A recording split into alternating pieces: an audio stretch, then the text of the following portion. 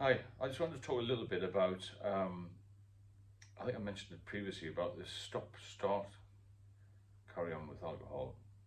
When you stop, you feel better. This is particularly when you're younger.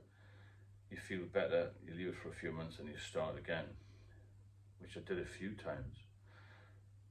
But looking back, every time I started again, I got more ill more quickly. The first time I did basically stop it, I was in my late 30s and I had a seizure, so I had to go to the doctors obviously. I got taken to hospital, then went to the doctors next day to get some diazepam,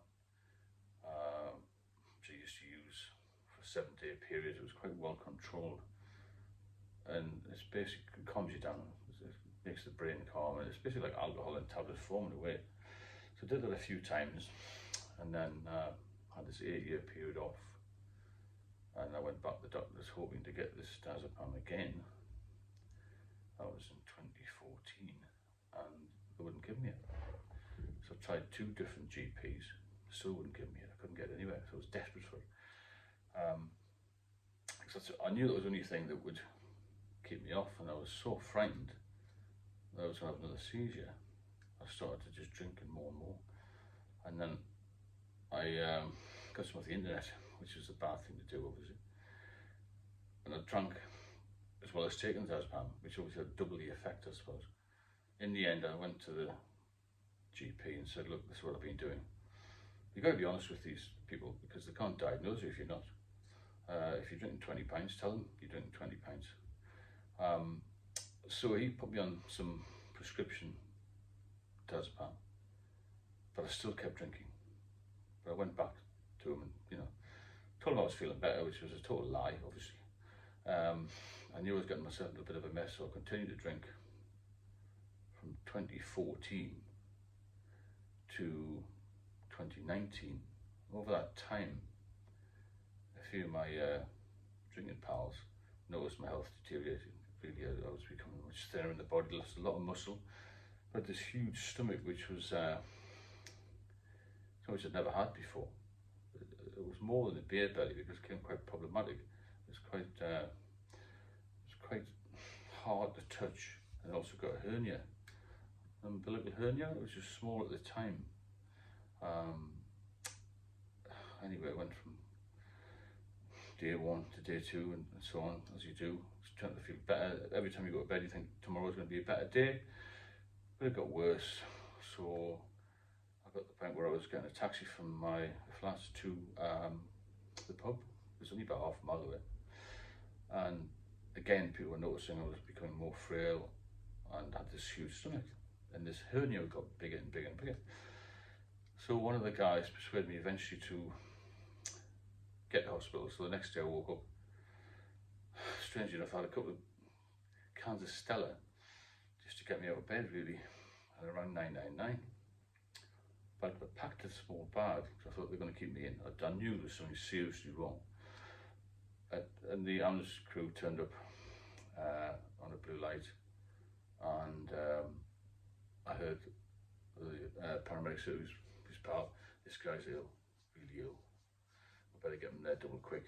So took me to the RVI in Newcastle, and I went to the acute medical ward in the RVI.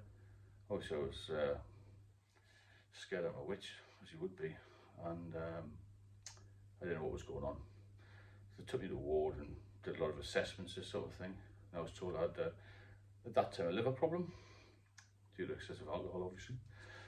And the next day, they put me on a couple of drips, some strong antibiotic, and I had this fluid accumulation called ascites, and another condition called spontaneous bacterial peritonitis. The 2 of those combined can be fatal. Only 50% of people who are hospitalised with those 2 conditions will survive. So that was a bit nip and tuck, to say the least. So they drained a lot of ascites fluid off you, which is basically protein the liver can't deal with, I suppose. And they drained about 15 to 20 litres off. So I thought, well, that's the end of that. I started to feel a little bit better in the hospital.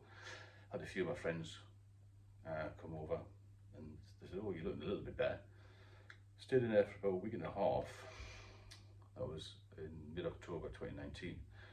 And then I had follow-ups at the liver specialist hospital, which is the Freeman Hospital in Newcastle, where they do transplants actually. Unfortunately, I didn't get that far, but they're very good for liver problems. And I had more drains in November, and my sodium level was critically low, and I had a seizure in hospital. So I woke up so bright as a button in this hospital bed with 2 or 3 doctors around me, and they took me to intensive care. About 4 o'clock in the morning, and I saw these 2 surgeons getting gloved up. I thought, oh my God, this looks a bit serious.